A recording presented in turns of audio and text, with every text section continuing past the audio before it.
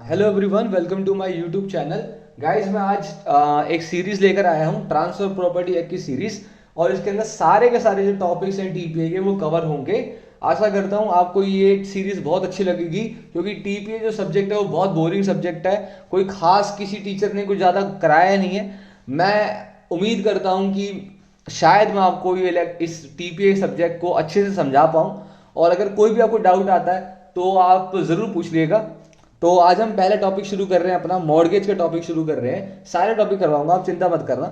चलिए पहला शुरू कर रहे हैं मॉर्गेज। देखो यहाँ पर क्या होता है मॉर्गेज के अंदर, इसके अंदर ना एक लड़का होता है, जैसे एग्जांपल ए नाम का बंदा है। अगर उसने अपना इमूवेबल प्रॉपर्टी, अगर अपना घर किसी को सिक्योरिटी के लिए दिया, सिक्योरिटी के लिए दिया और बदले में उससे पैसे मांग लिए, लोन मांग लिया, तो लोन की भरपाई के लिए सिक्योरिटी देना कि भैया अगर मैंने लोन नहीं चुकाया टाइम पर तो ये सिक्योरिटी तुम्हारे पास ही रहेगी, या तो तुम इसको अपने पास रख लो या सेल करके ये पैसा रिकवर कर लो। तो इस सिक्योरिटी को कहते हैं मॉर्गेज।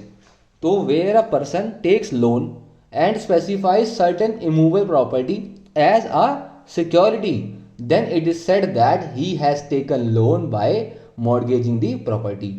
तो अगर ए ने बी को अपनी इमूवेबल प्रॉपर्टी गिरवी रख दी, सिक्योरिटी की तरह रख दी कि भैया बी मुझे पैसे दे दे, ये मेरी प्रॉपर्टी रख ले।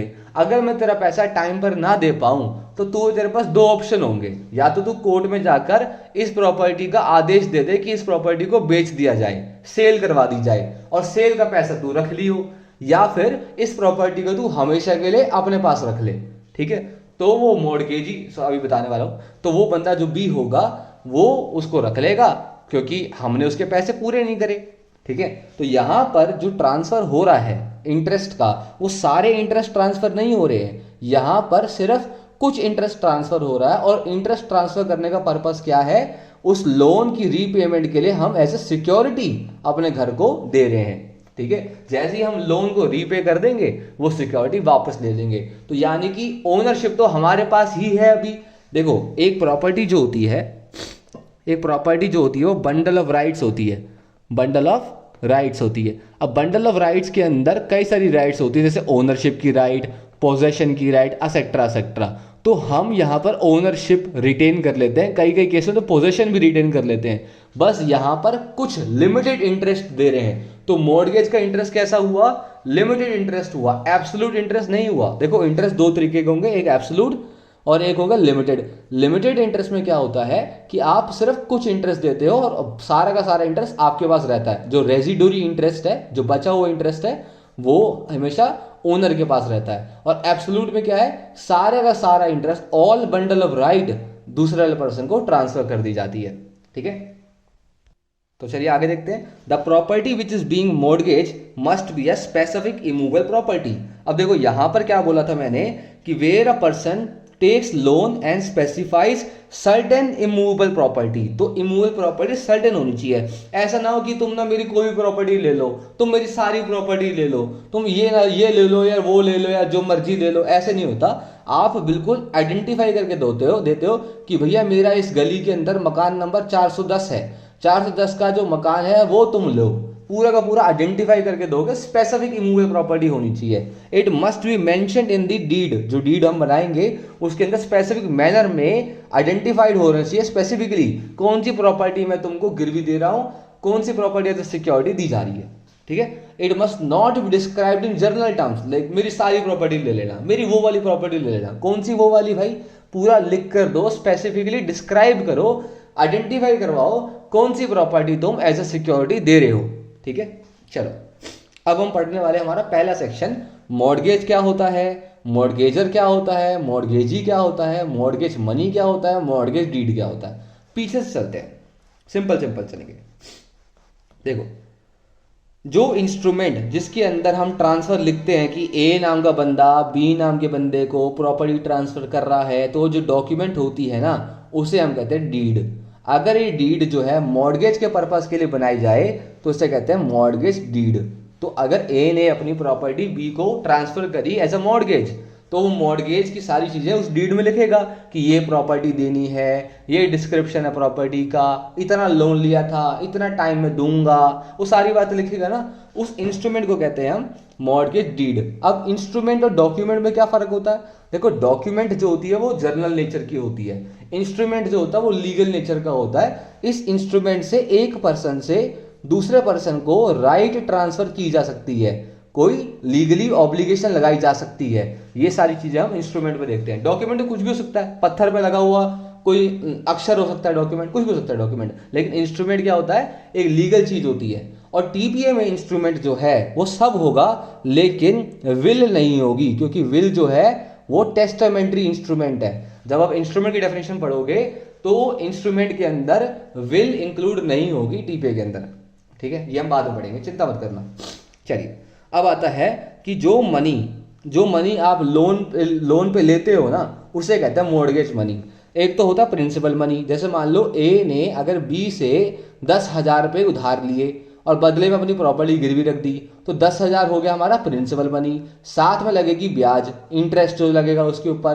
तो प्रिंसिपल मनी और इंटरेस्ट दोनों को मिलाकर जो बनता है उसे हम कहते हैं मॉर्गेज मनी।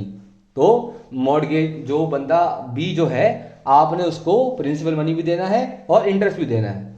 अच्छा, अब जो बंदा अपनी प्रॉपर्टी गिरवी रख रहा है, ए अगर प्रॉपर्टी गिरवी रख रहा है बी को, तो ए माना जाएगा मॉर्गेजर और बी माना जाएगा मॉर्गेजी। ए ट्रांसफरर है, जो ट्रांसफर कर रहा है प्रॉपर्टी को, उसे कहते हैं मॉर्गेजर। और मॉर्गेजी कौन होता है? जिसको ट्रांसफर की जा रही है। आपको मैंने बताया था ना कि ई वाले जो भी होते हैं वो बी लोग होते हैं, और ए होता है AOR वाला। तो ए नाम का बंदा मॉर्गेजर है और बी नाम का बंदा मॉर्गेजी है। ए नाम का बंदा ट्रांसफरर है, बी नाम का बंदा ट्रांसफरी है, ठीक है? चलिए, आपने मॉर्गेजी पढ़ लिया, मॉर्गेजर पढ़ लिया, मॉर्गेज मनी पढ़ लिया, मॉर्गेज डीड पढ़ लिया। अब हम पढ़ने वाले हैं मॉर्गेज का सेक्शन, ठीक है? देखो, सेक्शन 58 का क्लॉज ए कहता है कि a mortgage is the transfer of an interest. एक लिमिटेड इंटरेस्ट जो है वो ट्रांसफर हो रहा है, सारा इंटरेस्ट ट्रांसफर नहीं हो रहा। एक स्पेसिफिक इमूवेबल प्रॉपर्टी के अंदर, वो इमूवेबल प्रॉपर्टी कैसे होनी चाहिए? स्पेसिफिक नेचर की होनी चाहिए, ठीक है? ताकि आइडेंटिफाई की जा सके भैया ये प्रॉपर्टी तुम मॉर्गेज कर रहे हो। और किस लिए कर रहे हो? पर्पस क्या है तुम्हारा? पेमेंट ऑफ मनी जो तुमने ली है उसको सिक्योर करने के लिए। तो इंटरेस्ट क्यों ट्रांसफर किया जा रहा है? As a purpose of security, ठीक है? अब वो पैसा आपने पहले ले चुका है। जैसे एग्जांपल, ए ने अगर बी से पहले ही पैसे ले लिए हैं, तो वो उस पैसों के लिए सिक्योरिटी ट्रांसफर कर रहा है अपने घर को, ठीक है? तो मनी एडवांस वो ले चुका है, मनी एडवांस कर चुका है, लोन वो ले चुका है। या फिर वो आगे जाकर लोन लेगा, अभी उसने लोन ले लिया है या आगे जाके लोन लेगा, तो पहले उसने प्रॉपर्टी गिरवी रख दी और आगे जाकर वो लोन ले लेगा। या फिर उसने लोन ले लिया है, अब वो प्रॉपर्टी गिरवी रख रहा है, कुछ भी हो सकता है, ठीक है? मनी एडवांस कर ले लिया है या फिर टू बी एडवांस्ड, वो अभी लेगा by the way of loan के फॉर्म में, ठीक है? अच्छा, अब ये जो डेट है, वो डेट जो उसने कर्जा लिया है, ए ने जो पैसा बी से लिया है, वो डेट जो है वो अभी लिए हो सकती है, एग्जिस्टिंग डेट होनी चाहिए। जैसे कि मैंने आपको बोला, उसने पैसा ले लिया है, अगर उसने पैसा ले लिया तो एग्जिस्टिंग डेट बन जाएगी। अगर वो पैसा लेगा आगे तो वो फ्यूचर डेट बन जाएगी। जैसे ए ने बोला कि भैया तू मेरी प्रॉपर्टी जो है ना वो रख ले अपने पास, और हो सकता है कि मुझे ना आगे जाकर उन पैसों की जरूरत पड़ेगी तेरे से कुछ। जैसे मान लो एग्जाम्पल, ए ने बोला कि मुझे ना 1 लाख रुपए की जरूरत है अभी, तो मुझे 1 लाख रुपए दे दे, और हो सकता है कि आगे अगले महीने मुझे 25,000 की और जरूरत पड़े, तो एक काम करे 1.5 लाख की प्रॉपर्टी मेरी गिरवी रख ले। तो 1 लाख डेट जो हो गया एग्जिस्टिंग डेट, और 25,000 रुपए जो हो गया वो फ्यूचर डेट हो गया।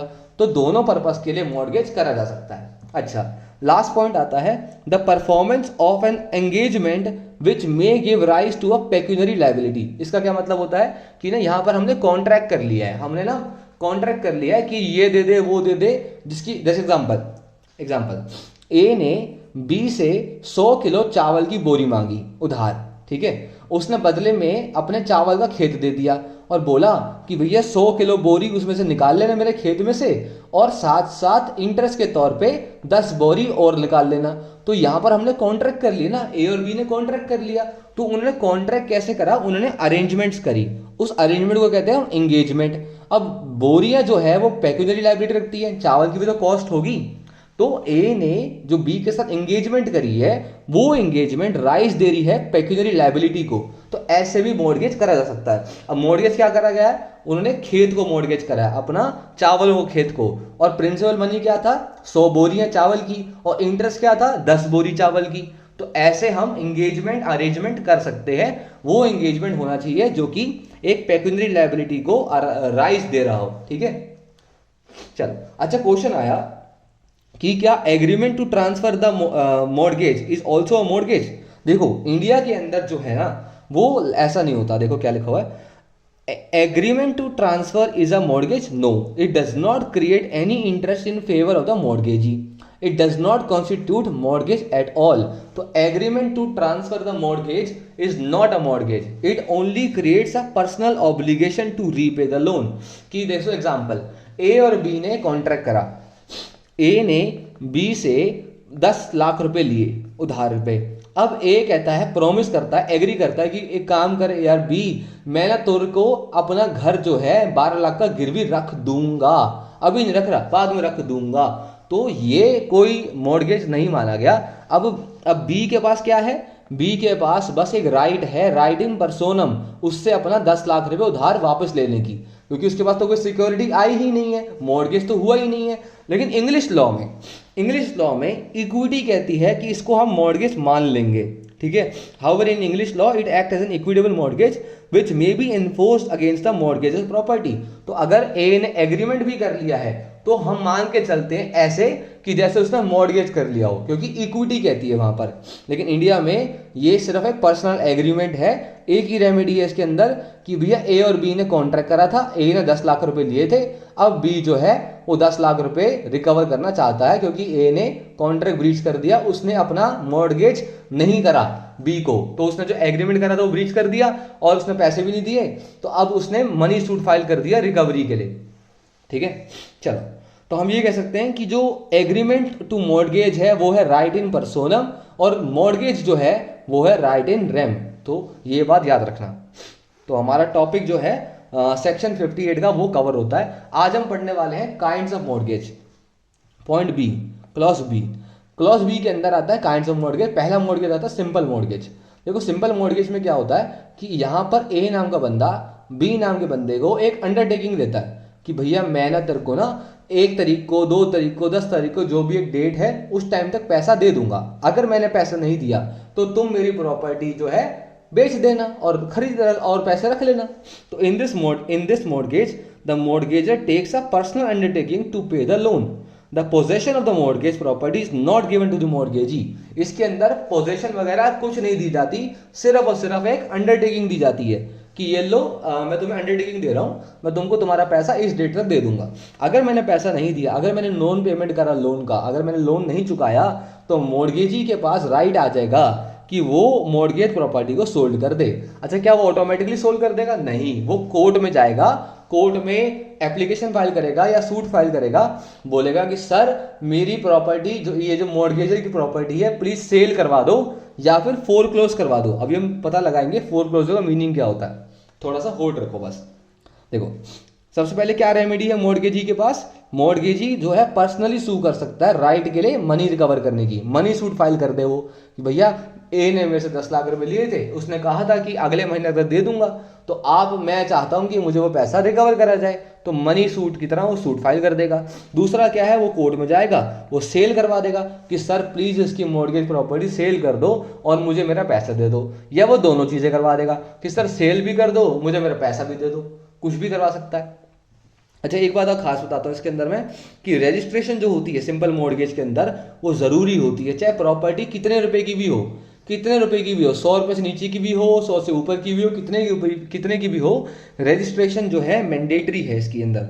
और मॉर्गेजी जो है वो माइनर नहीं हो सकता, मॉर्गेजी इसके अंदर माइनर नहीं हो सकता, ठीक है। अच्छा, और यहां पर क्या मिला, हमने देखा क्या राइट है, मॉर्गेजी के पास राइट क्या है यहाँ पे, सेल करवाने का प्रॉपर्टी को वो सेल करवा देगा या फिर वो मनी डिक्री की तरह सूट फाइल करके पैसे ले लेगा, ठीक है। 2 राइट मिले हैं यहाँ पर मॉर्गेजी को, याद रखना। फोरक्लोजर का राइट नहीं मिला यहाँ पे मिला सेल का राइट। सेल का राइट मिला कि आप सेल करवा सकते हो, कोर्ट में जाकर बोल सकते हो कि सर प्लीज इसकी प्रॉपर्टी सेल कर दो और बचा हुआ पैसा जो है मुझे दे दो, तो वो हम कॉज ऑफ एक्शन बना लेंगे सूट के अंदर और फाइल कर देंगे। चलो अगला टॉपिक आता है हमारे पास mortgage by conditional sale. Mortgage by conditional sale क्या होती है? इसके अंदर मॉर्गेजर जो है ऑस्टेंसिवली सेल करता है। ऑस्टेंसिवली सेल करता मतलब नाम की सेल होती है, टेम्परेरीली सेल होती है, ये एब्सोल्यूट नहीं बनती। इसके अंदर ना कुछ कंडीशन लगा के देता है मॉर्गेजर। देखो कहता है कि भैया तुम ना अगर मैंने पैसा दे दिया, अगर ए ने बी से पैसा लिया था, ए ने बी से पैसा लिया था 10 लाख रुपए, और ए ने बोला कि ये घर ना मैं तुमको टेम्परेरीली सेल कर रहा हूँ, टेम्परेरीली सेल कर रहा हूँ, अगर मैंने पैसा दे दिया तो ये सेल जो है वॉइड मानी जाएगी। अगर मैंने मॉर्गेज मनी दे दिया तुमको तो सेल वॉइड मानी जाएगी। लेकिन अगर मैंने पैसा नहीं दिया तो बात अलग है। तो अगर मैंने पैसा दे दिया और सेल वॉइड हो गई, तब क्या होगा? मॉर्गेजी जो है रीट्रांसफर कर देगा property on payment of the mortgage money. But अगर मैंने पैसा नहीं दिया तो then the sale shall become absolute. The sale shall become absolute if the mortgagor fails to repay the amount on a certain date. But ऐसे नहीं होगी cell absolute, आपको कोर्ट में जाना पड़ेगा सेल एब्सोल्यूट करवाने के लिए। मॉर्गेजी के पास ऐसे राइट नहीं आ जाता। अब देखो कैसे राइट आएगा। मॉर्गेजी के पास जो है ये सेल एब्सोल्यूट हो गई तो मॉर्गेजी ओनर बन गया, तो मॉर्गेजी अंदर क्या सूट फाइल करेगा? फोरक्लोजर का सूट फाइल करेगा। सेल का सूट थोड़ी फाइल करेगा कि इसकी सेल कर दो, मुझे पैसा दे दो। उसको तो प्रॉपर्टी चाहिए ना। देखो एग्जांपल, इस लाइन का मतलब समझो। ए नाम का बंदा था, ए नाम के बंदे ने अपनी प्रॉपर्टी जो है सेल कर दी, काइंड ऑफ सेल कर दी बी को, ठीक है। अब बी को सेल कर दी तो बी ओनर बनना चाहता है ना। बी क्या करेगा? सूट फाइल, फोरक्लोजर का सूट तो फाइल करेगा, सेल का थोड़ी फाइल करेगा। अगर सेल का सूट फाइल करता है तो बी ओनर थोड़ी बनेगा, कोई सी नाम का बंदा ओनर बनेगा। इसीलिए यहां पर जो है राइट जो है मॉर्गेजी को जो सूट फाइल करने की मिली है वो फोरक्लोजर की मिली है। फोरक्लोजर का सूट फाइल करेगा ना तो जाके सेल एब्सोल्यूट बन जाएगी। फिर ये समझ आ गया आपको? ये बहुत इंपॉर्टेंट पॉइंट है। इसके अंदर जो आपको राइट मिलती है ना वो फोरक्लोजर की राइट मिलती है। याद रखना, ये क्वेश्चन आते हैं मेंस के अंदर, मेंस के अंदर भी आते हैं, प्री के अंदर भी आते हैं, ठीक है। और जब आप एग्जीक्यूशन पढ़ोगे उसमें भी आएगा। अच्छा, फोरक्लोजर का मतलब क्या होता है? फोरक्लोजर का मतलब होता है कि मॉर्गेजर की जो राइट थी रिडीम करने की मॉर्गेज प्रॉपर्टी को, वो पूरी की पूरी खत्म हो गई है। अब मॉर्गेजी पूरा का पूरा मालिक बन चुका है और मॉर्गेजर के पास कोई राइट नहीं बनती अपनी प्रॉपर्टी वापस लेने की। The mortgagee has a right to institute a suit for a decree so that mortgager will be absolutely debarred from his right to redeem the property. The right to foreclosure arises, कब arise होती है ये? जब जो time fix करा गया था repayment करने का वो एक्सपायर हो गया है और मॉर्गेजर जो है अपना मॉर्गेज मनी रीपे नहीं कर पाया है, ठीक है।